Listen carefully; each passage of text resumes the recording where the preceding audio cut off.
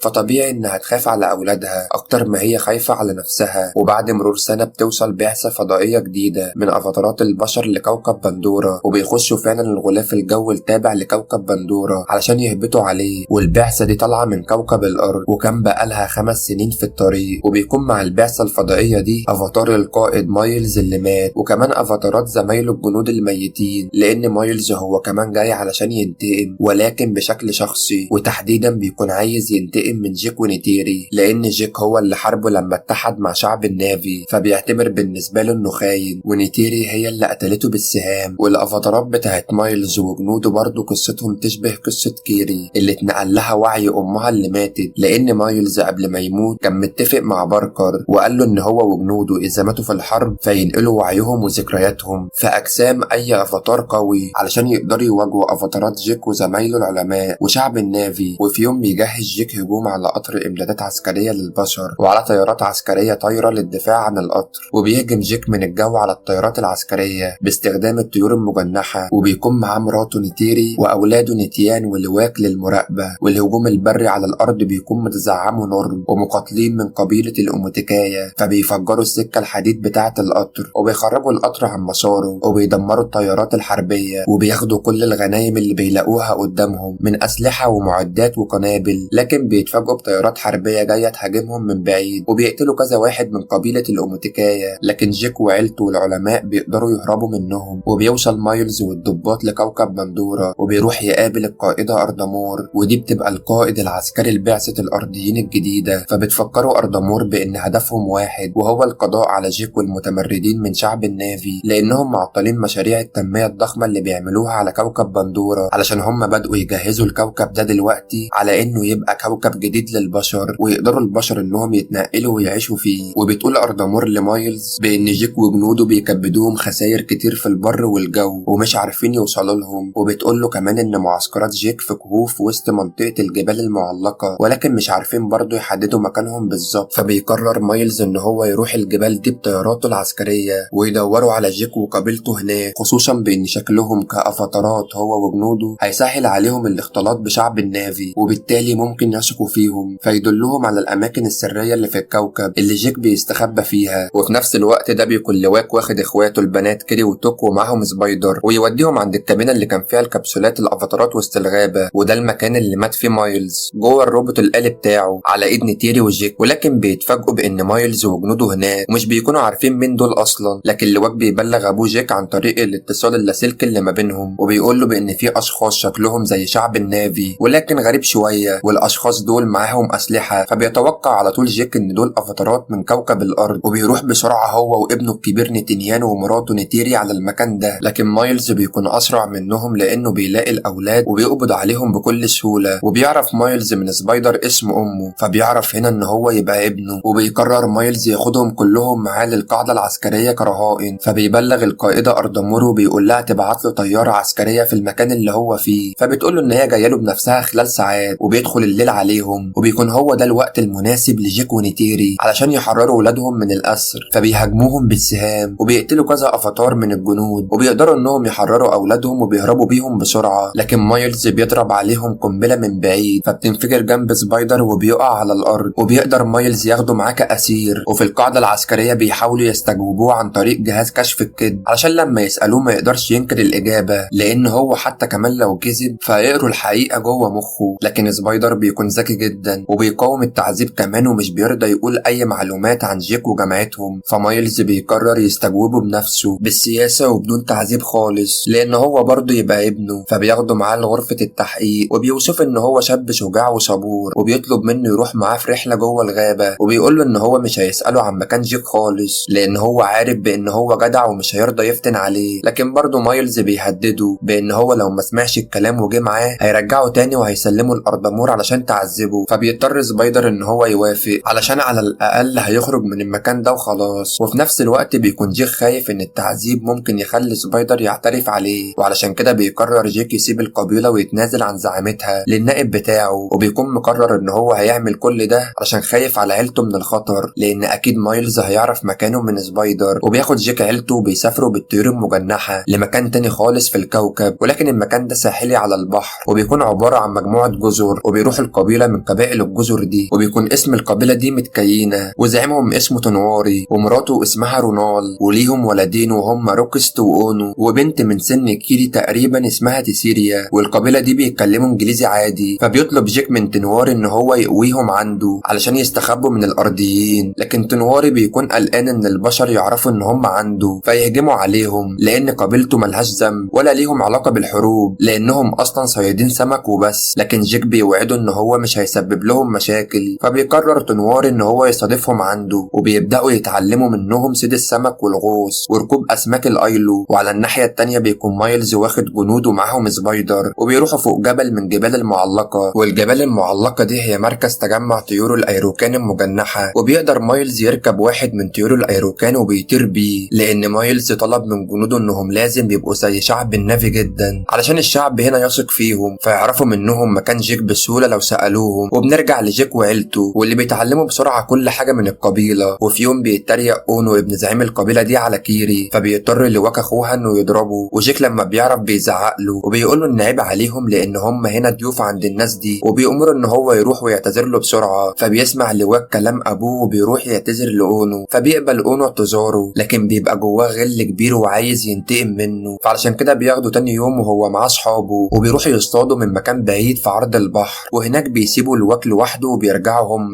فبيلاقي لواك مخلوق مفترس في البحر بيهاجمه، لكن على اخر لحظة بيجي حوت ضخم اسمه حوت التليكون وبيقتل المخلوق المفترس ده، وبيطلع لواك من البحر قبل ما يغرق وبيشيله فوق ظهره كمان وبيبقوا صحاب. وبنلاقي ان نظرات الحوت باينة فيها حب للواك جدا، لان لواك ساعده في ان هو يشيل له السهم الضخم اللي اخترق الزعنفة بتاعته وبيرجعه الحوت تاني للقبيلة. فلواك بيقول له يرجع هو قبل ما حد يشوفه ويأذيه، فبيرجع الحوت تاني للبحر وبيدخل لواك القرية وبيكون الكل متلهفين وقلقانين عليه جدا. وكمان اونو بيكون اعترف لابوه بان هو وداه يصطاد في مكان بعيد، وزعيم القبيلة بيبقى شايف ان ابنه غلطان وكان عايز يجيب حق لواك من ابنه، لكن لواك بيطلع جدع وبيقول لهم ان اونو ملوش ذنب وان هو اللي صمم يروح بنفسه هناك. فبيتكسف اونو وبيحس ان هو صغير جدا قدام جدعنة وشخصية لواك، وعلشان كده بيقرر انهم يبقوا صحاب بجد. وفي تاني يوم بيحكي لهم لواك عن حوت التليكون اللي انقذه ورجعه، لكنهم مش بيصدقوه، خصوصا ان معلوماتهم عن الحوت ده بان هو خطير ومفترس جدا. لكن لواك بيأكد لهم بان هو حوت طيب وأليف وانهم كمان بقوا صحاب. وفي الوقت ده بيوصل نورم للجزيرة اللي عايش فيها جيك وعيلته مع قبيلة ميتيكينا، وبيكون معاه طيارة عسكرية سارقها من البشر، وعلشان كده البشر بيعرفوا عن طريق تعقب الاشارات مكان الطيارة. فبيخمن مايلز بان جيك مستخبي هناك هو وعيلته، وبيقرر ان هو يروح لهم الجزر دي هو وجنوده بطيارات حربية مقاتلة بر مائية. وبيوصلوا فعلا للجزر وبيكون معاهم سبايدر، وبيروح القبيلة اسمها تاوين وي، وبيبدأ مايلز يوري لسكانها صورة جيك علشان يسألهم على مكانه، ولكنهم بينكروا انهم يعرفوه. فمايلز بقسوة بيقتل مخلوق من مخلوقات الايلو البحرية علشان يخوفهم، ورغم ان سبايدر بيترجى انه ما يأذيش حد، الا ان مايلز بعد ما بيقتل المخلوق ده بيؤمر جنوده انهم يحرقوا الاكواخ. وفي نفس الوقت ده بيوصل لتنواري خبر بان مايلز معاه جنود وشاب من البشر وبيدوروا على جيك، وان هو قرب منهم جدا لان هو في الجزر اللي جنبهم دلوقتي. ولكن تنواري بيطمن جيك ان هو منبه على كل القرى ان محدش يقول على مكانهم، فبيشكروا جيك وبيبدأ يفكر في خطة عن دفاع عن عيلته عن القبيلة اللي مستضيفاهم عندهم، لان هو متأكد ان وصول مايلز ليه بقى امر اكيد هيحصل وقرب جدا. وبنعرف ان البشر بيصطادوا حيتان التريكون علشان يحصلوا على مادة غالية جدا جوه جسمه، والمادة دي اسمها مادة إميريتا، والمادة دي بتوقف الشيخوخة عند الإنسان، فعمر الإنسان بيطول وبيفضل شباب. وسعر العبوة من المادة دي 80 مليون دولار. وفي تاني يوم بيعرف سكان القبيلة المعركة اللي البشر عملوها في حيتان التريكون، ورغم ان زعيم القبيلة عارف انهم كقبيلة ملهمش ذنب يتعاقبوا بسبب جيك، لكنه برضه بيقرر ان مصيرهم يكون واحد ويقاوموا البشر سوا. وفي الوقت ده بيروح لواك واخواته اولاد تنوري يدوروا على الحوت صاحب لواك، وبيلاقي لواك فعلا، لكن بيلاقي في جسمه جهاز تتبع، فبيحاول لواك ان يشيله. لكن في الوقت ده مايلز وجنوده بيبقوا وصلوا بالسفن بتاعتهم، بس لواك بيكون انقذ الحوت وخلاه يهرب، وبيحاولوا هم كمان يهربوا تحت المية، لكن مايلز بيقدر يصطادهم كلهم بشبكة كبيرة وبياخدهم كلهم رهاين معاه على السفينة علشان يبقوا وسيلة ضغط تخلي جيك يسلم نفسه. وفي الوقت ده جيك بيعرف اللي حصل لان في تواصل لاسلكي بينه وبين ولاده، فبيروح جيك لتوناري وبيقول له ان ولادهم اتخطفوا، فبتجهز القبيلة كل الاسلحة بتاعتها، وجيك ونيتيري وابنهم نيتينيام بيجهزوا الطيور المجنحة، وكلهم بيروحوا عند المكان اللي فيه سفينة مايلز واولادهم. ومايلز بيهدد جيك ان هو هيقتل اولاده لو ما جاش لوحده، فبشجاعة جيك بيقرر انه يضحي بنفسه وبيروح علشان محدش يتأذي. لكن قبل ما يروح لمايلز بيجي الحوت وبيدمر السفينة، فبيهجم جيك والقبيلة عليهم وبتدور معركة كبيرة جدا ما بينهم، والضحايا بيكونوا كتير من الطرفين. وجيك بينط على السفينة وبيحرر اولاده وبيعمل لهم تغطية بالنار علشان يقدروا يهربوا، لكن للأسف وهم بيعملوا كده ابنه الكبير نيتينيام بيتصاب وبيموت، وبيحزن جيك ونيتيري جدا على موته. وكان جيك معتمد بان لواك هرب اخواته لحد بر الامان، لكن للأسف مايلز خطف البنتين كيري وتوك، وبعدها بيطلب مايلز من جيك يروح له لوحده ويسلم نفسه الا هيقتل بناته. فبيتسلل جيك ونيتيري للمكان اللي مايلز فيه وبيبدأوا يهاجموه بحذر شديد عشان بناتهم في ايده، وبيستغل مايلز الفرصة لان كل جنوده ماتوا ومفيش قدامه فرصة انه يهرب غير انه يهددهم ببناته، وكمان بيقول لجيك انه يسلم نفسه. لكن بيتفاجئ ان تينيري عملت نفس الحركة بتاعته وبتمسك سبايدر وبتهدده بانها هتقتله لو ما سابش بنتها، فبيضطر مايلز يسلمها بنتها لان احساس الابوه سيطر عليه وفضل ان ابنه يعيش. وبيشتبك جيك مع مايلز وبتكون معركه قويه جدا ما بينهم، وبيقدر جيك انه يوقع مايلز في البحر ويغرقه. لكن بعد ما بيمشوا بنلاقي ان سبايدر بينقذ مايلز لانه برضه ابوه، خصوصا ان مايلز لسه قبلها مرضيش يخلي نيتيري تأذي سبايدر. لكن برغم كل ده لما مايلز بيطلب من سبايدر ان هو يرجع معاه لكوكب الارض، سبايدر بيرفض وبيقول له بان مكانه مع جيك وعيلته وان مكانه مش معاه هو.